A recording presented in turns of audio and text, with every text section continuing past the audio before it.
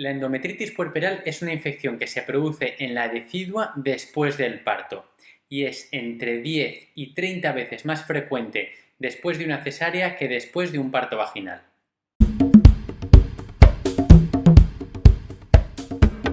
Hola a todos y bienvenidos a aulaginecología.com. Hoy vamos a hablar sobre la endometritis puerperal, que ya sabéis que es una infección de la decidua que se produce después del parto, que es una causa frecuente de infección, siendo entre 10 y 30 veces más frecuente después de una cesárea que después de un parto por vía vaginal. Ya sabéis que es una infección leve, que se resuelve con tratamiento antibiótico, pero que puede llegar a complicarse y extenderse produciendo peritonitis, abscesos intraabdominales e incluso sepsis puerperal.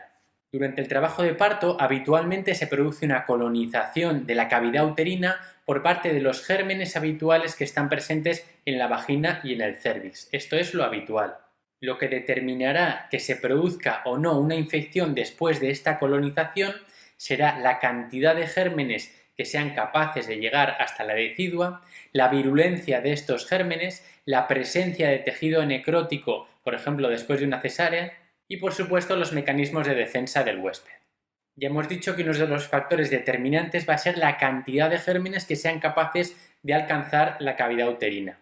Y esto va a depender sobre todo de la duración del parto, del tiempo que se pasen las membranas rotas durante el parto, de la cantidad de exploraciones que realicemos a lo largo del mismo y de otros procedimientos invasivos como por ejemplo una cesárea. De hecho, el principal factor de riesgo de que se produzca una endometritis puerperal será que realicemos una cesárea, que multiplica entre 10 y 30 veces el riesgo de que se produzca esta infección. Y esto es debido a la presencia de material exógeno, por ejemplo, de la sutura que realizamos para cerrar la histerotomía, también de la propia lesión del miometrio, de la necrosis que se produce alrededor de esta línea de sutura, y también de la formación que es habitual de pequeños hematomas o pequeños seromas a nivel del miometrio. La endometritis puerperal es típicamente una infección polimicrobiana causada por gérmenes tanto aerobios como anaerobios, pues ya sabéis, los más frecuentes dentro de los aerobios, pues los estreptococos, los estafilococo, la Escherichia coli. Dentro de los anaerobios, pues también los habituales, el Peptostreptococcus, el Streptococcus, el Clostridium. Y también sabemos que los micoplasmas son gérmenes habituales capaces de colonizar la cavidad uterina, pero no está claro que tengan un papel patógeno a la hora de producir estas endometritis. Hay otros gérmenes más raros, pero potencialmente letales, como el Clostridium perfringens o los Streptococo y Estafilococos causantes del síndrome del shock tóxico, que ya hablaremos al final del vídeo. Como ya hemos dicho antes, el principal factor de riesgo de que se produzca una endometritis puerperal es que realicemos una cesárea, que multiplica por 20 el riesgo de que se produzca esta infección. Este riesgo es mucho más alto cuando la cesárea la realizamos una vez iniciado el trabajo de parto. De hecho, alrededor del 20% de las cesáreas que realizamos en trabajo de parto se complicaría con una endometritis si no pusiéramos antibioterapia profiláctica. Por suerte, gracias a la sistematización de la antibioterapia profiláctica siempre que realizamos una cesárea, hemos conseguido reducir mucho el riesgo. Fijaros que después de una cesárea en trabajo de parto el riesgo sería del 20%, pero gracias al antibiótico lo hemos conseguido reducir al 7%. En una cesárea sin trabajo de parto, sin antibiótico, el riesgo sería de alrededor del 4 o 5%, pero gracias al antibiótico este riesgo es del 1 o 2%. Comparad estos riesgos tan altos después de una cesárea con el riesgo de endometritis después de un parto por vía vaginal, que está entre el 0,5 y 1%.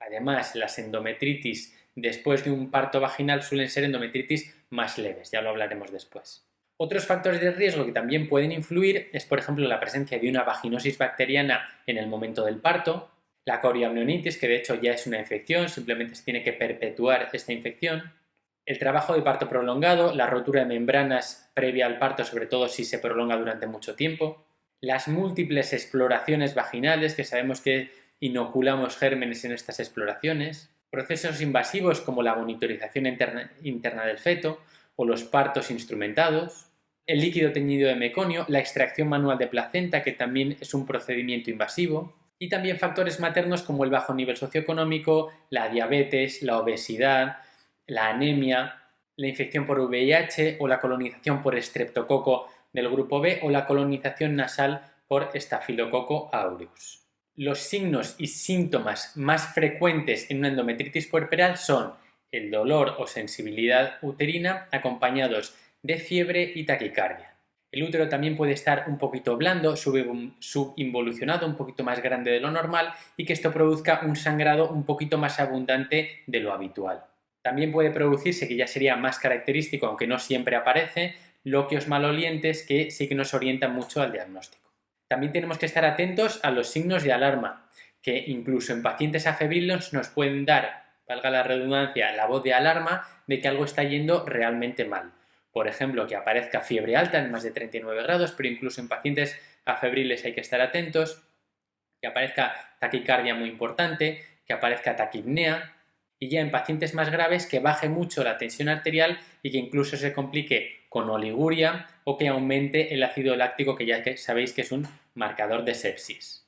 Aunque los criterios diagnósticos varían en función de cada centro o en función de cada región, habitualmente hablamos de endometritis puerperal cuando se cumplen dos de los siguientes tres criterios, que son fiebre de más de 38 grados, dolor o sensibilidad uterina sin que aparezca otra causa aparente, y la presencia que es muy característica de loquios purulentos o loquios malolientes. Ya sabéis que es habitual que los loquios huelan fuerte o huelan un poquito desagradable, pero cuando los loquios son francamente malolientes sí que es un signo característico de la endometritis.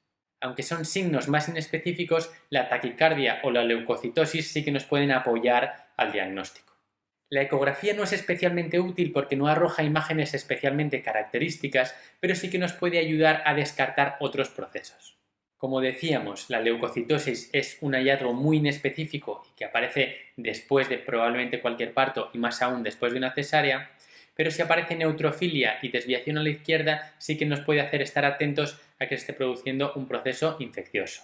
Las pruebas de imagen ya hemos dicho que no son especialmente útiles en estos casos. Ni la ecografía ni el TAC nos van a dar imágenes que nos hagan sospechar especialmente una endometritis. Solo nos sirven para descartar otros procesos. Lo mismo pasa con los cultivos. No es fácil coger una muestra que no esté contaminada de la cavidad uterina. Por lo tanto, no es de especial utilidad en estos casos. En general lo que hacemos es dar, ya veremos, antibioterapia empírica. Tampoco existe un consenso a la hora de recomendar hacer hemocultivos a pesar de que aparece bacteriemia entre un 5 y un 20% de las pacientes. Sin embargo, este hemocultivo sí que puede tener cierta importancia en las pacientes de riesgo o no respondedoras cuando las cosas no estén yendo bien. Y lógicamente deberemos establecer un diagnóstico diferencial con cualquier otro proceso infeccioso típico del posparto, como por ejemplo los abscesos dentro de la cavidad abdominal, ya que hemos realizado una cirugía a nivel abdominal, la pielonefritis, la mastitis, que muchas veces no da síntomas y sin embargo aparece una fiebre muy florida antes de que aparezca dolor en la mama, la infección en el sitio quirúrgico o incluso una neumonía.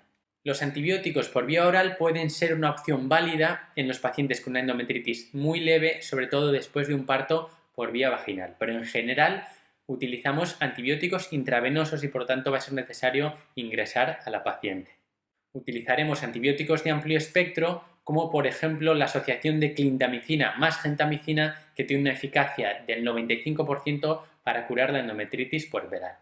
Cuando ya hemos demostrado la colonización previa por estreptococo del grupo B, asociaremos ampicilina a la clinda y a la genta que hemos puesto previamente.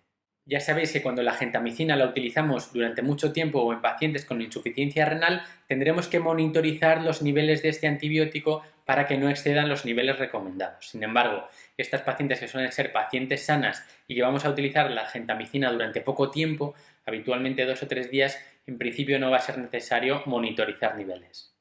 En las áreas geográficas en las que exista una amplia resistencia a la clindamicina, puede ser necesario sustituir esta pauta por la asociación de ampicilina más sulbactam. Existen también otras alternativas como las cefalosporinas tipo cefotaxima o la asociación de piperacilina tazobactam. Después del que el tratamiento intravenoso haya sido exitoso, no está demostrado que el tratamiento oral de mantenimiento sea necesario. Algunos centros sí que lo utilizan o sí que lo utilizamos, pero no es que esté demostrado que aporte un beneficio real. En lo concerniente a fertilidad futura, que esto preocupa mucho a las pacientes, Generalmente la endometritis puerperal tiene muy buen pronóstico y es muy raro que se afecten las trompas o que haya alguna afectación importante del endometrio que comprometa la fertilidad futura. Si pasadas 24 o 48 horas de iniciado el tratamiento antibiótico la paciente no mejora o empeora, tendremos que descartar la posible presencia de otro foco infeccioso. Habría que realizar en estos casos sí hemocultivos, cultivos de orina, así como una prueba de imagen para descartar posibles abscesos dentro de la cavidad abdominal. Hay que descartar también otras opciones como la infección del sitio quirúrgico, la tromboflebitis séptica, una neumonía o incluso una trombosis de la vena ovárica. En estos casos resistentes puede que sea necesario la realización de un legrado para eliminar esta decidua que está siendo el foco infeccioso y favorecer así la curación de la infección. En estos casos hay que ser especialmente cuidadosos en el legrado porque el útero está blandito y es muy fácil que perforemos, y además es fácil también que produzcamos sinequias, que se produzca un síndrome de Asherman y que ahí sí produzcamos una infertilidad en el futuro. Por lo tanto, recomendable es que hagamos el legrado por aspiración y con cuidado.